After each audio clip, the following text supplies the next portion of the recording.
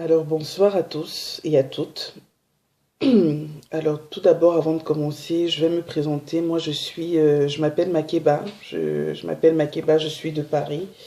Avant de commencer, je souhaite nous souhaiter une très bonne année 2015 à nous tous, à toute la communauté camerounaise, à toute la communauté africaine et à toute la communauté afrodescendante où qu'elle se trouve dans le monde.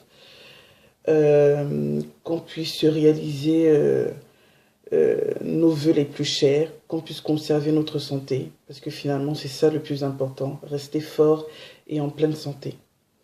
Ensuite, avant d'aborder mon sujet aujourd'hui qui parlera sur le thème de la solidarité, je tenais à adresser un petit mot au Warman. Peut-être qu'il doit en avoir marre parce que tout le monde lui adresse des petits mots, des petits dédicaces. Mais je pense que ça doit aussi lui faire plaisir. Et puis c'est important, je ne peux pas commencer cette première vidéo sans remercier le Warman d'avoir eu cette ingénieuse idée qui est de créer une telle plateforme où tous les Camerounais peuvent se retrouver, viennent s'exprimer, euh, partagent leurs expériences, racontent des histoires drôles aussi et, euh, et partagent aussi pour certains apparemment leur quotidien. Donc merci au Warman du Terre à Terre parce que je pense que tout le monde doit avoir, tout le monde doit ressentir ce que je ressens quand on rentre comme ça à la maison, qu'on a passé, on a baigné toute la journée ou toute la semaine dans le monde occidental. Euh, Arriver comme ça et puis voir, écouter nos confrères et nos consoeurs, ça fait beaucoup de bien. Ça fait vraiment beaucoup de bien. Donc, merci. Que la chaîne continue de s'agrandir. Et de toute façon, je pense qu'elle a des jours meilleurs, voire des mois et des années meilleurs devant elle. Je l'espère en tout cas. Et une très bonne année à toi, le Warman du Terre à Terre, bien sûr. Comme je vous l'ai dit tout à l'heure, je tenais à aborder le sujet de la solidarité. Pourquoi le sujet de la solidarité? Parce que je trouve que parfois, entre femmes déjà, nous ne sommes pas forcément solidaires. Et la communauté noire, à mes yeux, n'est pas assez solidaire. Donc bien évidemment, moi je commence à parler de la femme, parce que j'en suis une. Euh, Sincèrement, moi je crois profondément au respect et en amour que nous nous portons. Vraiment, j'y crois. C'est vrai que les gens ont souvent tendance à se faire une idée générale, qui est celle que entre nous les femmes, il y a beaucoup de jalousie, beaucoup de mesquinerie, beaucoup de méchanceté. Et quand bien même il y a une part de vérité, je pense qu'il est très important pour nous de nous soutenir et d'unir nos forces finalement pour nous revaloriser, nous déjà en tant que femmes, mais aussi revaloriser notre peuple. Parce que au même titre que les hommes, c'est à travers les yeux des hommes qu'on peut être revalorisé, au même titre que c'est aussi à travers le regard des femmes que les hommes peuvent être revalorisés. Et quand dans les deux camps, euh, finalement, on se valorise, eh ben, le peuple en général est valorisé aux yeux du reste du monde entier. Et ça, je pense que vu la conjoncture actuelle, c'est pas un détail à négliger, je pense que c'est très important. Je me dis que si on inculque à nos filles, à nos fils, des idées saines et simples finalement, telles que le respect, la solidarité, la confiance en soi, un but concret dans la vie, et j'en passe, notre communauté ne pourra que se porter mieux. Et je pense que tout ça, ça fait partie de la solidarité, finalement. Dans un sens, ça fait partie de la solidarité. En plus de la solidarité féminine, plus que jamais, je pense qu'il est nécessaire pour notre peuple, en fait, de se soutenir, hommes comme femmes. Je pense qu'il est très, très important pour nous de nous soutenir entre hommes camerounais, africains, afro-descendants, euh, peu importe où nous nous trouvons. Et que les critiques, parfois déplaisantes, voire insultantes, qu'on peut voir apparaître sur Facebook, sur Instagram, doivent se faire en famille, en fait, finalement. Parce que je considère la communauté noire comme une grande famille et il me semble que le linge sale, on ne le lave pas à l'extérieur, mais on le lave à la maison.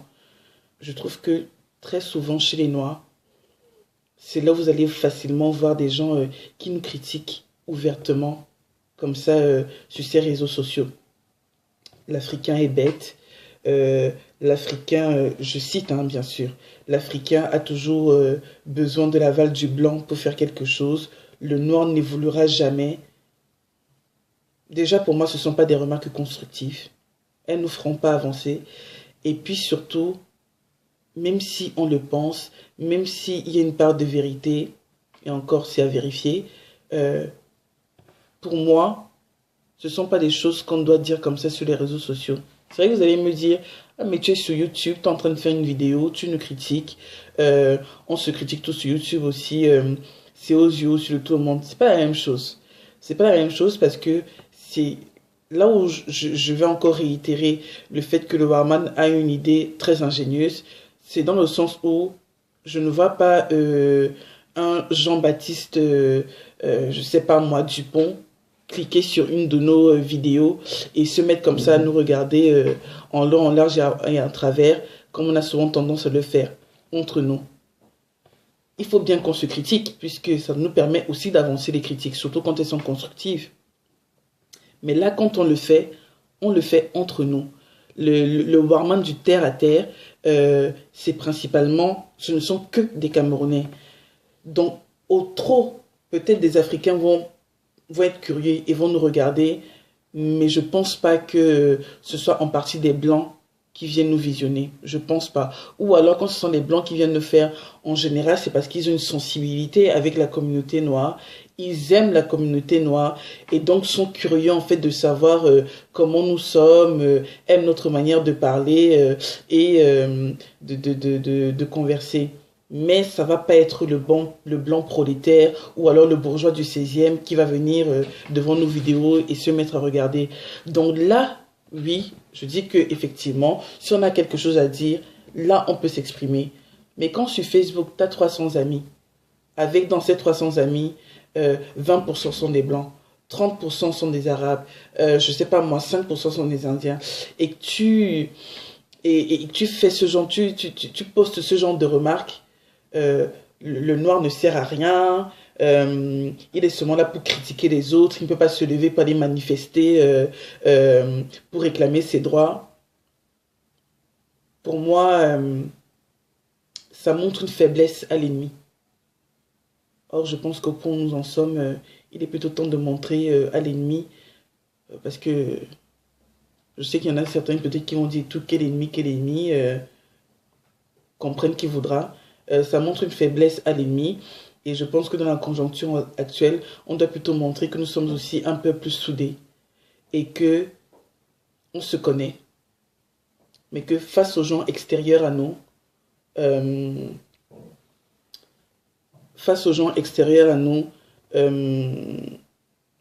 la fragilité n'est pas permise finalement. On doit rester fort, on doit rester unis, c'est très important. Donc, pour c'est un des sujets que je tenais à aborder aujourd'hui, parce que c'est un sujet qui me touche dans le sens où je ne sais pas si je suis afrocentriste ou panafricaine, ou en tout cas, bref, un de ces mots qui traîne en ce moment. Mais c'est vrai que je me sens concernée par notre sort, où qu'elle soit, que ce soit en Afrique ou au niveau de la diaspora. Et je vis suffisamment depuis longtemps ici. Bon, je vis suffisamment, quelque part c'est un peu normal, je suis née ici. Mais ce que je veux dire, c'est que j'ai suffisamment vu des deux côtés, que ce soit en Afrique, pour le peu de temps où je suis restée, et ici en France, pour voir que notre plus grande faiblesse, c'est le manque de solidarité que nous avons en nous. Parce qu'au-delà de ça, nous avons énormément de capacités.